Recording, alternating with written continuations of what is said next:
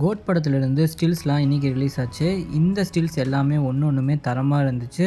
தளபதி விஜய்க்கு பார்த்தீங்கன்னா one of the best லுக்காக இந்த படம் கண்டிப்பாக அமைஞ்சிருக்குன்னு நம்ம சொல்லலாம். இந்த படத்தில் தளபதி விஜய் பார்த்தீங்கன்னா 3 விதமான லுக் வேரியேஷன் காமிச்சிருப்பாரு. அதில் ஒரு லுக் தான் இந்த லுக். ட்ரெய்லருக்கு அப்புறமே இந்த படத்தோட எதிர்பார்ப்பு மிகவுமே அதிகமானதுனால இந்த படத்துக்கு பயங்கரமான ஓப்பனிங் கண்டிப்பாக வரும். இன்னும் 12 நாளில் இந்த படம் ரிலீஸ் ஆக போகுது. இந்த படத்துக்கு ஆவலாக வெயிட் பண்ணிட்டு இருக்கவங்களாம் மறக்காமல் கமெண்ட் பண்ணுங்கள். கேப்டன் விஜயகாந்த் அவர்களை மிஸ் பண்ணாத ஆளே தமிழ்நாட்டில் இருக்க மாட்டாங்க நம்ம சொல்லலாம்.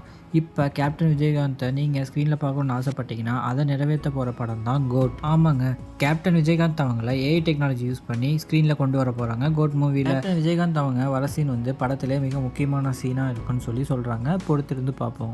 வாழை மூவி வெற்றியை தொடர்ந்து மாரி செல்வராஜ் இயக்கத்தில் வரப்போகிற அடுத்த படத்தோட பேர் பைசன். இந்த படத்தில் துருவ் விக்ரம் தான் நடிச்சிருக்காரு. இந்த படத்துக்கு உண்மையாலுமே மிகப்பெரிய எதிர்பார்ப்பு இருக்குது. இந்த 2 காம்பினேஷனுமே பார்த்தீங்கன்னா ஒரு புத்தம் புதிய காம்பினேஷன். இப்போ மாரி செல்வராஜ் அவங்களோட ஃபுல் ஃபோக்கஸும் இந்த படத்தில் தான் இருக்குது. கர்ணன் மூவியோட மாபெரும் சக்ஸஸ்க்கு அப்புறம் இந்த காம்போ, அதாவது தனுஷ் அண்ட் மாரி செல்வராஜ் காம்போ பார்த்தீங்கன்னா இன்னொரு படம் பண்ண போகிறதா அனௌன்ஸ் பண்ணியிருந்தாங்க. இந்த படம் எப்போ ஸ்டார்ட் பண்ண போகிறாங்கன்னு பார்த்தீங்கன்னா இப்போ துர்விக்ரம் கூட எடுத்துகிட்டு இருக்க பைசன் படம் கம்ப்ளீட் ஆனோடனே உடனே இந்த படத்தை ஸ்டார்ட் பண்ண போகிறதா மாரி செல்வராஜ் ரீசெண்டாக இன்டர்வியூவில் சொல்லியிருக்காரு. இந்த காம்போ உண்மையாலுமே எனக்கு ரொம்ப பிடிச்ச காம்போ. கூலி படத்துக்கு ஆல்ரெடி கோலிவுட்டில் பார்த்தீங்கன்னா ஏகப்பட்ட எதிர்பார்ப்புகள் இருக்குது. ஏன்னா இந்த படத்தோட actor, director, music director combo அப்படி இது ஒரு ட்ரீம் காம்போனே சொல்லலாம். அது மட்டும் இல்லாமல் இப்போ ரீசெண்டாக கர்நாடகாவிலேருந்து உபேந்திரான்னு ஒரு ஆக்டரை இந்த படத்தில் நடிக்க வச்சுருக்காங்க. இந்த படம் ஒரு பேன் இந்தியா படம். கண்டிப்பாக பாக்ஸ் ஆஃபீஸில் வேறு லெவல் சம்பவம் பண்ணும். Vettaiyan and Kanguva movie 2 production டீமுமே இது வரைக்கும் அக்டோபர் 10 டேட்டில் தான் கன்ஃபார்மாக இருக்காங்க. நிறைய பேர் சில ரூமர் ஸ்ப்ரெட் பண்ணிகிட்டு இருக்காங்க. கங்குவா பார்த்திங்கன்னா போஸ்ட்போண்ட் ஆகுது அப்படின்னு சொல்லிட்டு. சில பேர் வேட்டையன் பார்த்திங்கன்னா திரும்பி 31 தான் பிளான் பண்ணுறாங்க அப்படின்னு சொல்லிட்டு இருக்காங்க. இந்த ரூமர்ஸை நீங்கள் நம்ப வேணாம். இது வரைக்குமே பார்த்திங்கன்னா அக்டோபர் 10 ரிலீஸ் பிளானில் தான் 2 டீமுமே இருக்காங்க.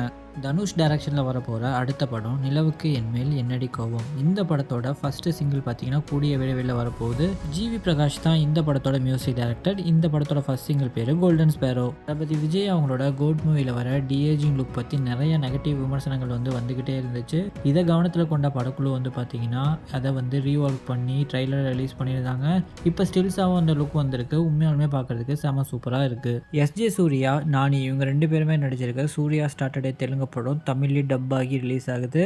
இந்த வாரம் ரிலீஸ் ஆக போகிற இந்த படத்துக்கு தெலுங்கில் பார்த்தீங்கன்னா மிகப்பெரிய வரவேற்பு இருக்குது. தமிழ்லேயும் பார்த்தீங்கன்னா நானிக்கு மிகப்பெரிய மார்க்கெட் இருக்குது. கண்டிப்பாக இந்த படம் ஓப்பனிங் நல்லாயிருக்கும்னு நம்பலாம். தேங்க்யூ ஸோ மச் ஃபார் வாட்சிங். இன்னும் நிறைய நியூஸோட நாளைக்கு உங்களை சந்திக்கிறேன்.